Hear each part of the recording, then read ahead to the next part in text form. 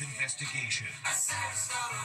The uncle of the 18-year-old high school senior found dead on a cruise ship speaks out. Why he says I cannot stay silent. Is her 16-year-old stepbrother a suspect? And what her best friend is telling only Inside Edition. Then, Piggygate uproar. Quiet. What the White House is saying today about the controversy. And Mr. President, what's it like to be the target of an Oval Office Trump tirade? You are a terrible reporter. it is a little surreal. And, Mama, we need help. the little girl's head stuck in the banister. What the? Plus, the pregnant mom who says the hospital told her to go home, even though she was in active labor. 8 minutes later, birth at the side of the road. You must have been in disbelief. Then the return of the notorious Tinder swindler. These women say he swindled them. He's not clever, he's just evil. Now he's out of jail. Do you think people are going to want to take dating advice from the Tinder swindler? Her warning to women everywhere. And secrets of the shower. What you didn't know about taking a shower. Should you shower every day? How about a cold shower? And how long should a shower last? Now, Inside Edition with Eva Pilgrim.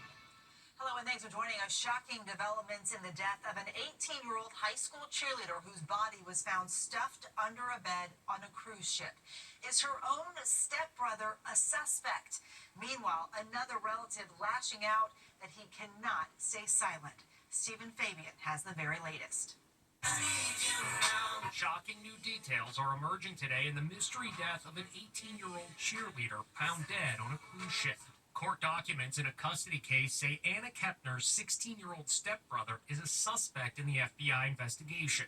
I spoke with Anna's best friend, Genevicia Guerrero, about the stunning development. Her stepbrother may be a suspect in this. What was your reaction when you heard that? I was angry, and I was mad, and I was sad. I can't imagine anybody hurting Anna. Anna's distraught uncle, Martin Donahue, is also speaking out on social media. I cannot stay silent any longer, he declared. He claims Anna was the victim of violence and that the killer stuffed her naked, beaten body in a sheet and stuffed her under a bed and covered her with life jackets, then slept on that bed like nothing happened. Anna, known affectionately as Anna Banana by her family, was on the cruise ship Carnival Horizon with her father, stepmother Chantel, and 2 of her children from a previous marriage. Chantel's ex-husband just filed for emergency child custody, saying his 16-year-old son is now a suspect in the death of Anna during the cruise. A criminal case may be initiated. The court papers go on to say the 16-year-old suspect has left his mother's house and is currently living with a relative as he faces a criminal investigation. Now that they're looking at the step-sibling, clearly there was a lot going on with the family. I think it's really just a sad story. It doesn't sound like there's much, if any, liability on the cruise line for what happened here. It really just sounds like a really horrible type of domestic violence. The 4,000-passenger vessel visited Jamaica, Grand Cayman, and Cozumel before heading back to Miami on November 7th. On the last night of the cruise, Anna told family members at dinner she felt unwell and went to her cabin. The next morning, she failed to show up for breakfast and the alarm was raised. She was reportedly found dead under the bed by a maid. The medical examiner has not released her cause of death or whether she met a violent end. She was just a bundle of joy, like literally bubbly. She was the nicest person. Carnival Cruise Line says they are cooperating with FBI. Meantime, a celebration of life service for Anna will be held tomorrow at a church in her hometown near Orlando.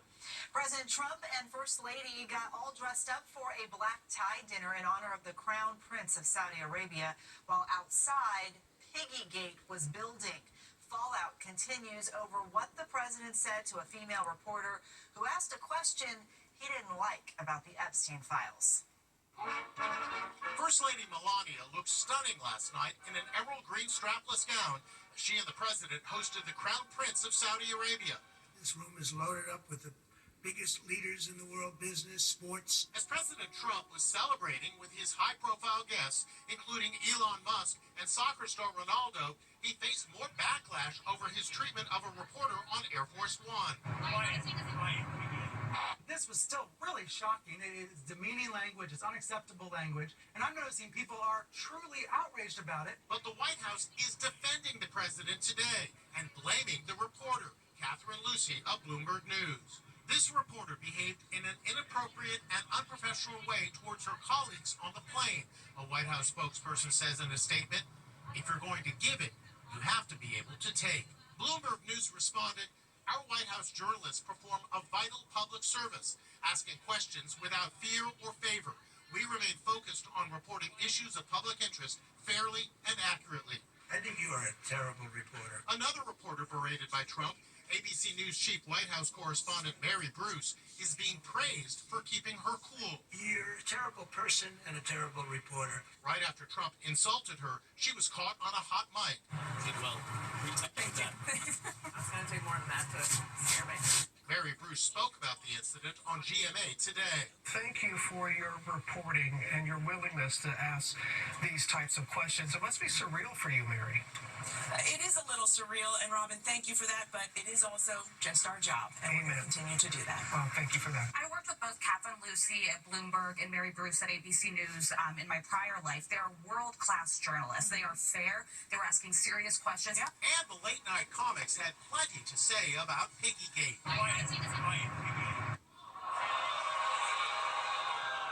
That is disgusting. And I'm told we have a response. And with Thanksgiving a week away, First Lady Melania Trump and Second Lady Usha Vance are spreading holiday cheer visiting Camp Lejeune in North Carolina today, spending time with military members and their families. Now, a very unusual call to 911 from a mom whose 2-year-old daughter needed help. The child's head somehow got stuck between the metal spindles on a staircase. Anne Mercogliano tells us how they got little Amora out. It's definitely not something a busy mom wants to hear. Mama, we need help. Her 2-year-old girl has gotten her head stuck in the banister bars. What the? Mom rushes downstairs to find this scary scene. How did her head get through? The toddler wails. Mom tries to pry the bars apart. She lifts weights to stay in shape, but even she can't bend the bars. Not even a little. She gives the distraught girl her comfort blanket. Valerie Collins realizes she needs help. She calls 911. My 2-year-old has her head stuck in our stairs, like railings, and I can't get it out. 5 minutes later, the cavalry arrives. My toddler is stuck in the railing. Okay. Well, hi there. What are you doing? The firefighters use a special power tool. They try to reassure the little girl as little by little, they force the bars apart. Finally, success. Little Amora is free. You're okay. I spoke to Valerie today at her home outside Columbus, Ohio. In the moments when you couldn't free your daughter, did you start to panic? Internally, yes. Hearing her screaming and crying, I would say made it 10 times worse for me because I don't know if she's crying from pain or just from fear. Cute as a button, Amora was left with just a little scrape. But the lure of that staircase keeps pulling her back. No, don't put it back. Nobody wants a redo of this. Amora's mom tells us if they move, they will make sure their new home has wooden railings, not metal, so if she gets stuck again, it will be easier to get her out. A woman rushed to the hospital in labor, sent away, told it wasn't time, but it was. 8 minutes later, the baby arrived, not in a delivery room, but in mom and dad's truck. Jim Murray has the details. She's in labor, and she's positive she's about to give birth. Fortunately, she's in an emergency room. My daughter's being kicked out of his hospital, and she's in active labor. But Mercedes Wells says she was told to go home after sitting there for hours, even after begging them to admit her. I'm about to have this baby now. I can't go home. It was excruciating pain. I'm crying. I'm telling her, I can't leave. I can't leave. You're going to make me leave, and I'm in this much pain? I'm going to have this baby. Video shows Mercedes being wheeled out with instructions to wait at home for her labor to progress. You're being wheeled out, and you get into your husband's truck. And you must have been in disbelief at this point. Absolutely, because my plan was to have the baby there. But she never made it home. Mercedes gave birth inside her husband's truck on the side of the road in Crown Point, Indiana. It happened just 8 minutes after they left the hospital. 8 minutes. I was freaking out, but I was trying to stay as calm as possible. And then I see my baby's head. While you're driving? While I'm driving, I'm seeing the baby's head. I literally put my finger like this around my baby's head. And she's pushing, I pulled, and baby came out. In a statement, the hospital, Franciscan Health, said, "We understand the concern this has raised. The video is just one part of the information we're reviewing as part of a thorough investigation into this alleged incident." You said she's, what, 2-3 days old? 3 days old. How can you look so great after 3 days? How does that happen? I don't know. By the grace of God. The new parents have hired an attorney. They say they're not seeking money. Instead, they want serious changes about how the hospital handles women in labor. It's the return of the Tinder swindler. He was the subject of a hit Netflix documentary that was #1 in 90 different countries. It showed how dozens of women around the world accused him of dating and scamming them out of millions of dollars. He's now freshly out of jail, speaking with Allison Hall. He's back. The notorious Tinder swindler is out of jail and speaking exclusively with Inside Edition. Simon Leviev was arrested in the Eastern European nation of Georgia 2 months ago after a woman claimed he swindled her out of $60,000. The 2022 Netflix documentary, The Tinder Swindler, turned Leviev into an international phenomenon. It showed how he would meet beautiful women on the dating app Tinder and woo them with his lavish lifestyle. These 3 women said he bilked them out of a combined $500,000. They falsely believed he was the son of a billionaire Israeli diamond mogul, and he dressed the part, draped in Gucci, Versace, Fendi. The handsome jet setter who is used to wearing luxury brands suddenly found himself locked in a prison hell. He says he shared a cell with 5 other men, and there was no running water, no blankets, and cockroaches in his bed. Norwegian citizen Cecilia Filoy says the modern-day Casanova charmed her out of $250,000. She was devastated when she learned he had been released from jail. 2 months in jail, is this what our pain is worth? My heart sank, and I actually, some tears came. Are you worried that he's going to con other women again? Of course, but he's not smart, he's not clever, he's just evil. What do you say regarding the allegations that you swindled money from multiple women that you had met on Tinder? If I was guilty, I will be in prison. So you're saying that Cecilia and all of the other women who have said this about you are lying? If you have a very successful restaurant, you can have some 2-3 unhappy customers. I haven't took money from them whatsoever. Now the Tinder swindler says he's ready to settle down. And get this, he's even thinking of starting his own dating app. Do you think people are going to want to take dating advice from the Tinder swindler? Well, I changed the game, as they said. Now check this out. There's buzz that you need to hold onto your hat on this popular running trail because of an owl that swoops down and steals what's on your head. It sounded made up until this video came to light. Who's the hat thief? Beautiful day on the trail today. A mischievous owl swoops down and snatches a hat right off the runner's head. You got my hat? The pesky owl perches on a tree branch with his new loot while the runner tries to reason with it. You serious? Have my hat back? Not yet. Now that's a hoot. You got my hat? We'll be back with much more Inside Edition after this. Next, secrets of the shower. What you didn't know about taking a shower. Should you shower every day? How about a cold shower? And how long should a shower last? And Ariana Grande's wicked wand tricks. And down they go. First one Miss Universe contestant, then another. Inside Edition with Eva Pilgrim will be right back. Approximately 2/3 of all Americans shower every single day, but are we doing it all wrong?